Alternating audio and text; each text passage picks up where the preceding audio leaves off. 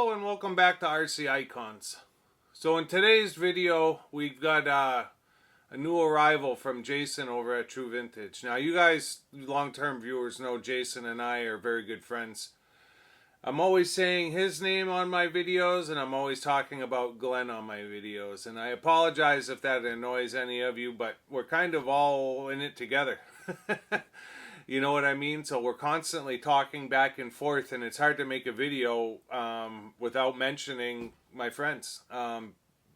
So the purpose of today's video is to show you the first Losi in the collection. So the Losi rabbit hole, right? I think I've got to be over 20 manufacturers at this point in the collection, and it's not like I'm trying to get as many manufacturers as I can. I just, if there's a car like the MRC Santana that I happen to see and I love it, then I want one.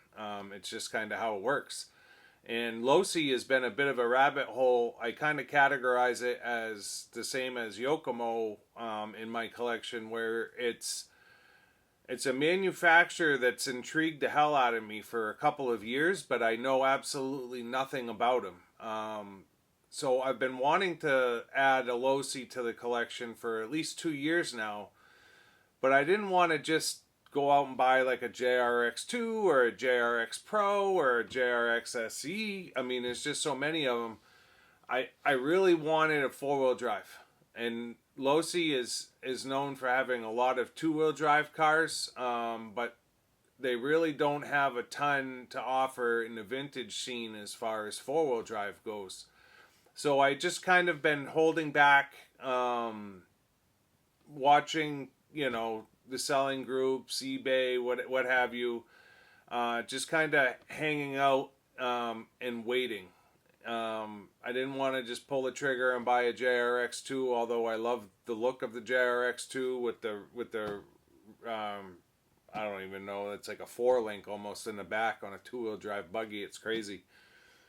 And it's super cool that Losi's decided to, you know, kind of reproduce some of their earlier cars, although they are in a smaller scale, so it kind of sucks for people that are trying to find parts. I get it. They're trying to keep the vintage market for the Losis strong. They don't want to do anything to jeopardize, you know, collections. I totally get both sides of it. I want people to be able to enjoy these cars, not just the collectors. That's just my take on it. Now, I spend a lot of money on my collection. I spend a lot of money on my cars, and I honestly don't think that a re-re is going to affect it all that much. True collectors are going to spend the money for originals. That's just what I believe. So I finally, I didn't even, it's funny because Jason bought this car a while back. So this, what is it? I should probably start there. So this is a 99 Worlds Edition XX4. So Jason bought this car a while back. He recently just did a running video of a XX4 at Castle Hill. I'm going to try to link that video in the description. I'm not good with that, but I'm going to ask Jason to help me get it done. If you want to see this particular car running, and I say this particular car, he's got, I think, 3 of them, and I believe it was this car that he had on the track, but it's been completely rebuilt since. But it's an absolutely epic video, so if you want to see a XX4 running, go check out his video. Don't wait for me to go put a running video out, because I don't know that I'm going to run this car. The thing is absolutely mint. So Jason essentially took it out. I had sent him a TD4 just because I wanted to get it in somebody's hands that was like a, you know, had some race pedigree and give me an honest opinion of what the TD4 chassis was. So I sent him a kit with all the hop-ups. He had built it up in stock form. That video is also on his channel, so if you haven't seen it, go check that out. It looks great running around the track, the TD4, but at the same day he brought this car with him and he shot the Losi XX4 video. Unbelievable handling of the car and the whole 9 yards. But I mean, in all honesty, once I read you the pedigree of the car, it should be somewhat expected. So he went and did the video with the Losi. He came back home. I knew he was working on the XX4s that he had. He was getting them rebuilt, and then out of the blue, he sends me a message. Do you want to buy this World's XX4? I just finished rebuilding it. It's damn near mint, and it's got a bunch of, you know, aftermarket hop-ups on it. And I was like, yeah. No brainer. And he gave me a really good price on it, so I was ecstatic. So 1999 IFMAR. Losi shows up at the IFMAR. Of course, Yokomo, everybody else was there as well. Losi, out of nowhere, ends up putting 8 out of 10 team drivers in the A main, and they end up sweeping the top 3 in the 99 IFMAR. First, second, and third. Now, obviously, having 8 out of 10 team drivers make the A main, chances were good that they were going to sweep it, and they did. So after that happened, Losi came out with the World's Edition XX4, which is what this car is here. I'm not quite sure how many they made. I'm not sure if there's a kit number on the box. The box is a little bit beat up, but it doesn't really matter to me. It's not, for me, it's not necessarily about the boxes. Just wanted to see real quick if there was a kit number. But basically the box, let me just read this real quick. I'll read the spec of the car as well. So 4-wheel drive racers are the hot rods of off-road racing, and the XX4 is the hottest 4-wheeler in the world scene. Since its release, the XX4 with its unique design has dominated 4-wheel drive off-road racing worldwide. The new XX4 World's Edition includes all of the racer-developed optional parts to assemble a chassis like those used at the recent IFMAR, which was the 99 World Championships, where XX4 cars swept the event by scoring first, second, and third finish and filling 8 out of the 10 A main positions. The combination of leading-edge design and unmatched features puts Team Losi at the top. And then on the front it says exclusive added features: titanium turnbuckles, ball bearing steering, heavy duty green drive belts. We're going to get back to that one in a second. Titanium nitride shock shafts, 3-degree toe-in rear pivot plate, threaded hard anodized shock bodies, slotted graphite chassis and covers, graphite suspension arms and shock towers, lowered offset motor plate, aluminum rear pin brace, new solid wheels, aluminum wheel nuts, axle bearing spacers and thrust washers, tapered pin front and rear tires. Tapper pin front and rear tires, revised body with cooling scoops. So those were essentially the included hop-ups in the Worlds. So this car is not 100% stock. It's not like he built it straight out of the kit. He built this with, Jason has tons of parts, but he basically brought the car back, stripped it down to nothing, put a brand new chassis underneath it, and rebuilt the car with all the best parts that he had. Now, obviously, some of those parts are hop-up parts. So what does this car have on it? It's got Penguin RC shock tower, carbon shock tower upgrade kit. So it's got the carbon reinforced shock tower or graphite shock towers, and then there's a carbon tower that sits right behind it and right in front of it. And I'll show you that when I bring the camera over. It's got an alloy wing mount. He's not sure who made that. It's got Trinity blue threaded shock collars, front and rear. It's got Trinity blue alloy shock mounts. It's got blue alloy wheel nuts, which are 3/8. It's not a typical wheel nut like you would see on like a metric car. It's got Losi optional blue ball cups. It's got third-party belt replacement kit. And the reason for that is the original green belts that they note on the box, they actually perish in the package over time. So with this car being a 99 and it being literally 24 years old, Jason has tons of brand new of the green belts, but he was showing me pictures and they literally are disintegrating in the bag just because of time. So this has a third-party belt replacement. It might be polybelts.com. So yeah, it definitely has a lot to offer. Let me bring the camera over. The other thing that I have that he sent me in this box is the PB Mini Mustang 2-speed. Brand new. So I want to show you guys this at the same time. So let me bring the camera over. I'll show you what we have here on the table. We'll go through the hop-up parts, and I'll kind of point them out with the camera close, and we'll go from there. But yeah, first Losi in the collection. Thank you, Jason. I appreciate it. Let me bring the camera over. All right, so now that I have you in position,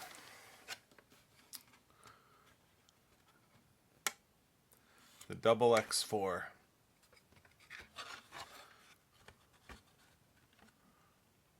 Absolutely gorgeous. So you can see the blue ball cups, front and rear. I'll take the cover off here in a second. You can see the penguin shock tower. It sits in the back and the front. And in the front and the back. It sits right, sandwiches up against it. In the front, it spaces off just a little bit. So when we take the cover off, look at that chassis. Absolutely gorgeous. It was the only new chassis he had. The arms don't have a mark on them. The car is essentially mint. It's absolutely gorgeous. So standard was the ball bearing steering, which is just insane how smooth that is. Titanium turnbuckles. It's got the alloy shocks that it was talking about with the titanium pins. The Trinity shock collars. The Trinity blue shock mounts. The alloy wing mount. Right? So just a gorgeous, gorgeous car. You look at all the positions for the arms. It's insane. There's 1, 2, 3, 4, 8, 10, 11. There's 12 positions for the rear arms. 3 for the front as far as changing your setup. And the diffs are just crazy smooth. Now I'm assuming they're ball diffs. I don't think they're gear diffs. But I could be wrong. Like I said, I don't know a whole lot about the car. Jason might be doing a video on building these. I'm not sure. I know he just built up 3 of them. It's got UJs all the way around, and it's just super, super smooth. And then it does, I believe it's got a one-way in it.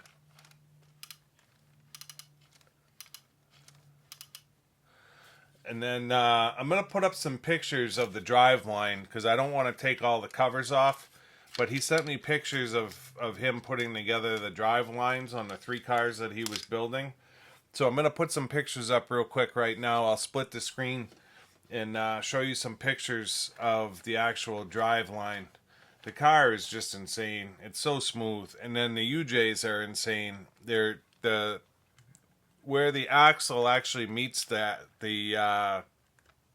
axle end, the UJ is just massive. It's so much bigger than what you typically see in like a Tamiya or a Kyosho. Very robust. And then it's got, you know, little portholes here and there, little dust covers so that you can adjust your slipper clutch or what have you. Losi's known for having very colorful cars. And this one's no different with the fluorescent yellow and orange and then the blue ball cups. It's just awesome. So this is an original body and wing. I believe it's original. If it's not, whatever. One of the other things so this is like your cooling vent that it talks about in the on the box. So you cut that hole out and it's supposed to let air in to cool your motor. One of the cool things that I like about the car is it's almost like a front motor design. It's not like the motor is in the rear of the car like you typically see. It's slammed all the way up front when you look at the placement of that motor. It's way up there. But when you figure batteries and radio gear all sitting right here, the car must be balanced like crazy. I mean, obviously it's a good car. you know, 8 out of 10 drivers in the world's, I mean, in the IFMAR. The rear body pins, those might be battery pins, but it looks like you can also double it as your body pins. He's got Velcro on the body because it was on the other chassis, but the other side of it's not on this chassis. And then he did the paint work. Jason's an unbelievable painter. So it starts black, goes into a dark blue, and then fades into the lighter blue, which kind of matches the ball cups, which is just cool as hell. Jason always does great paint work. So the box for the Worlds, show that to you real quick. So there's your box art there. I'm not sure whose livery that is. I forget who the number 1 and 2 drivers were, but I know Kinwald is Kinwald's car there. He came in 3rd.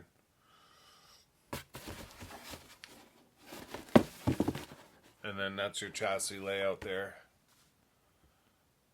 So you can see that motor is just slammed way up. I haven't decided yet if I'm going to run it. I may run it once, but we'll have to see. That's a brand new chassis, and you just aren't finding them. So when you start talking about the risks involved, but I don't know. We may run it once. Time will tell. I don't know that I won't. I don't know that I'll be able to not run it, to be honest. I'm intrigued as hell. And then the other part of this package is the PB2 Speed that I've been chatting about on my Mustang videos. So these are some of the parts for it. So that's your spur gear on the 2-speed. So it's a 2-piece spur. So that's a 1521. Jason counts everything out for me and labels it. So he gave me some different gearing options. So that's a 1521, that's a 1218 pinion. And then this is a 1420. And then he was telling me that you have to make sure that whatever the gear count is, if there's 6 teeth different in the pinion, then your spur gear has to be the same. So these are AYK parts, but all thrust bearings, I mean, it's all of the parts. That's your lay shaft, and then I think it might show in my PB directions how to put the 2-speed together, but I can't remember. I told Jason I was going to definitely need some directions. And then that's your clutch bell. These are obviously your clutch pads. I'm assuming the Kyosho 2-speed is close to the same. And then you've got a 54 tooth spur and a 60 tooth spur. So you figure, so those are six teeth apart. And then all of the pinions he gave me are also 6 teeth apart.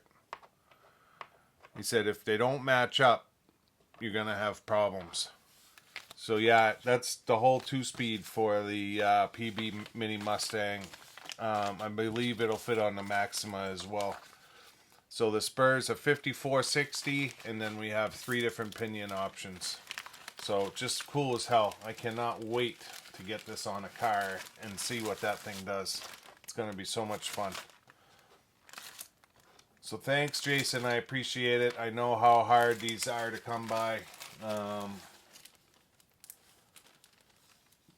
To give one up is, I mean, obviously I bought it, but to give it up still, even buying it is a big deal. So yeah, that's it. Let me move the camera over for a closing, and that'll wrap this one up. Just a short video today, but I needed to show this car. I was excited about it and figured I'd break the camera out. So I hope you guys enjoyed that. What a car. I've only done 2 videos with unboxings of single cars. Usually it's a couple of cars. And the first one was the Masami Hirosaka car. Now I'm not comparing the Worlds XX4 to the Masami Yokomo 97 Worlds, but this comes from the same time period. And I'll be honest, I'm real excited to have this. It is just an absolutely epic car with the way that the front motor is. It's just cool as hell. It really is. And to have it in front of me, it's just, I got home today and I saw that it was here and I was like, boom, I'm doing a video. I'm not waiting for another car to come in. Just had to tear into the box. So yeah, it's got me excited.